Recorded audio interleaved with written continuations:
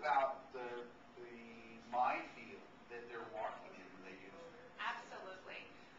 There is brilliance in what's called open source. Open source is typically, there's a world of programmers that is out there. That's what they do, is they build free applications and free programs. You have no clue who builds those. They can be from any country around the world. They can have their own mission, their own objective as to what they're building and what it's doing. It gets very complicated, but within WordPress there is a core. And attached to it there are multiple plugins that are all built by different people. And there is no police, there is no patrol that's going in to analyze those to make sure that they don't have malware, that they're not capturing their data, that they don't have vulnerabilities that will steal your client's information or anybody who goes to your website. There is a website out there that people can go to. It's Millworm, and the O is actually a 0. And if you just simply type in WordPress or Joomla or any of those other content management systems or any open source application, if it's free, that means there is no regulations. Microsoft is not overseeing it. Your large corporation is not. So go look, and you're going to be able to see the number of hacks. I believe I was on there 2 days ago, and there was an average of 15 hacks on just WordPress alone that will allow people to stream data directly from your server to theirs. There are man-in-the-middle attacks where they can actually have a front or a face, as if I was going to your website, but I'm not. I'm going to someone else's server that looks identical to yours. And those exist everywhere. You cannot play Russian roulette with your business.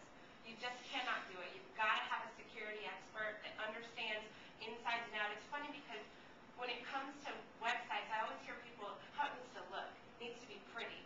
And it needs to look this way and look this way. And it needs to have this content. And this needs to be here. There's so much more to that. The security experts we have on our team scare me to death. Okay? Yeah, They scare me. Yeah, what they know, where they've been, what they are privy to seeing online, and the websites that they monitor to find out who's sharing what information about who will absolutely scare anybody possibly away from the internet. So you cannot guess. You cannot listen to people who are not subject matter experts in security online if they're going to be building your website and your client's data is going to be held on that system. Or even if not, even if it's just a simple newsletter form. We wonder how spam gets to where it is. Well, if you have people signing up on your website, you don't have a 100% secure site. Their information is being sent to Never Neverland, whoever wants that information. So it's very, very scary. Very scary. What are some of the keys to building up a person's security? And I know they can hire you, and I hope they do, but if they aren't in that position, what are some of the little things that anybody can do? Well, one is obviously you need a security certificate that's posted on your site. Honestly, when it comes to security, the team of experts that we have, I don't know everything that they know. They're geniuses. You have got to have server security. You have got to have database administrators that are security experts when it comes to database. Your website programmers need to be security experts. It's so complicated. It's a big deal. It's a big deal. It's a big deal. So if we were, after we've really looked at building a secure site, and how do we protect ourselves somewhat from onslaught afterwards? Once you build the site, how do you protect yourself from assault? Okay, and that's perfect. It's the same thing as if you build it, they will come. If you build it, it's secure, no way. Because they're coming up with stuff every single day on how to hack, how to get into sites, how to stream. We saw it with one of yours. Sure. So that site was hacked twice in like 3 days. Yeah, flashing lights and swords. Yeah, it was fun. That hurt. Yeah. So I mean, you have to continually monitor every single. The nice part is hackers love to share that they learned how to hack something, and so they will typically post it on networks such as IRC, Millworm, and so forth. And there's a lot of other security monitoring networks that you can go look. But you've got to have someone that manages that site, that is looking at it day in and day out to see what's next. What do I have to prepare for? Are there patches I have to download? Are there plugins I need to remove until they're further tested? Do I need to alter? If you notice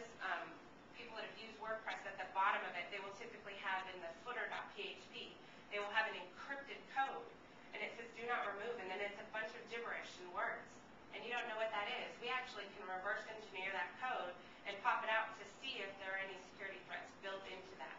Wow. So, Welcome to the dark side. sorry. Woo.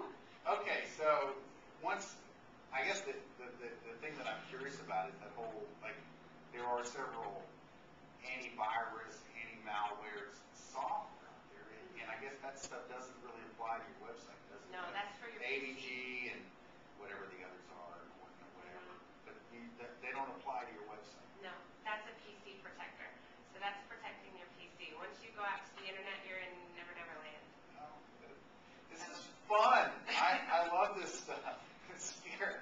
I'm not trying to scare anybody. I'm really just trying to share an emotional moment that I had a few days ago when I sat down with her Byteheads and just went, her engineer, excuse me, and just went, oh my God, people can do that?